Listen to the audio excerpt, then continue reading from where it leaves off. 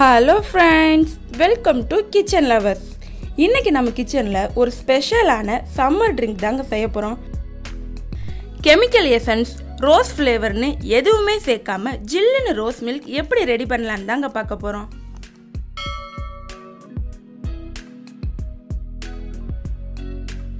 First ஒரு mixie ஜாரை எடுத்துப்போம்.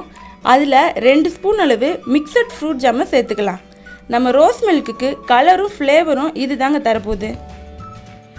இதில் 2.5 ஸ்பூன் அளவு ஜீனி சேர்த்துக்கிறேன். உங்களுக்கு இனிப்பு அதிகமாக வேணும்னா அதுக்கு ஏற்ற மாதிரி சுகரை ஆட் பண்ணிக்கோங்க. கலர் உங்களுக்கு கூடுதலாக வேணும்னா இது கூடவே ஒரு சின்ன துண்டு பீட்ரூட்டை கட் பண்ணி சேர்த்துக்கோங்க. சூப்பராக கலர் கிடைக்கும். மிக்சியில் இதை லைட்டாக ஒரு சுற்றி எடுத்துப்போம். அப்போ தான் ஜாம் பாலில் நல்லா கரையும். பாருங்க, பீட் பண்ணி எடுத்தாச்சு. இதில் 1 கப் அளவு பால் சேர்த்துக்கலாம். இன்றைக்கி நான் காய்ச்சி ஆற வச்ச பால் சேர்த்துருக்கேன். நீங்கள் பாக்கெட் பால் யூஸ் பண்ணுறதா இருந்தீங்கன்னா பச்சையாக கூட யூஸ் பண்ணலாம். கூலிங்காக சில ஐஸ் கியூபாக சேர்த்துக்குவோம். சேர்த்துட்டு இதை ஒரு மிக்சியில் நல்லா அடித்து எடுத்துக்கலாம். அப்போ தான் எல்லாமே நல்லா ஒன்றோட ஒன்று மிக்ஸ் ஆகும். பாருங்கள், சூப்பராக ரெடி ஆயிடுச்சு. இப்போ இது ஒரு கிளாஸுக்கு மாற்றிக்கலாம். கிளாஸில் 1 ஸ்பூன் ஊற வச்ச சப்ஜா சீட்ஸ் ஆட் பண்ணிக்கலாம். சப்ஜா சீட்ஸ் வந்து ஆப்ஷனல் தான், நீங்கள் இல்லாமல் கூட ரெடி பண்ணலாம்.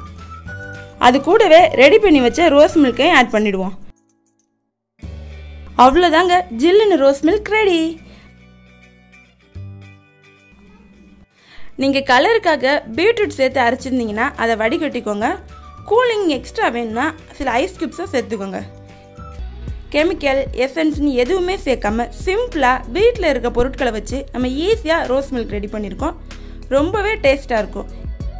இதை ட்ரை பண்ணி பார்த்துட்டு எப்படி இருந்துச்சுன்னு கமெண்ட்டில் சொல்லுங்கள். இந்த வீடியோ உங்களுக்கு பிடிச்சிருந்துச்சுன்னா லைக் பண்ணிவிட்டு ஷேர் பண்ணுங்கள்.